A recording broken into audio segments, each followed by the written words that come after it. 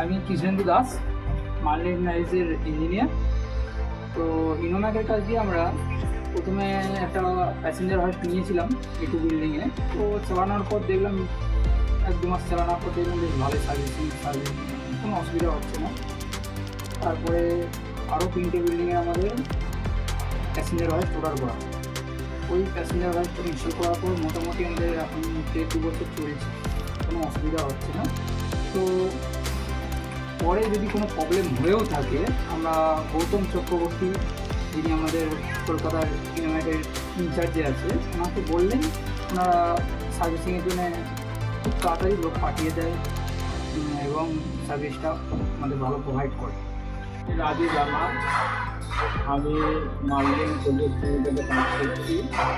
তো আমাদের এখানে ইনোম্যাক আমাদের যাবতীয় প্যাসেঞ্জার হয়ে, তারপরে RSC, তারপরে বেন্ডিং মেশিন, কাটিং মেশিন, এসবগুলো সাপ্লাই করে। কলকাতা রিজিয়নে এদের সার্ভিস খুবই ভালো আছে এবং আমি মেশিনগুলো খুবই স্যাটিসফাইড। এখানে গৌতম যে আছে, গৌতমরা অনেক সাপোর্ট করে, মেশিনগুলোকে ভালোভাবে ইনস্টল করে আমাদের যাবতীয় প্রবলেম আছে এগুলো মেনটেন করে, তখনকার প্রবলেম অসুবিধা জানালে সেগুলো প্রবলেম তাড়াতাড়ি সলভ হয়ে যায়।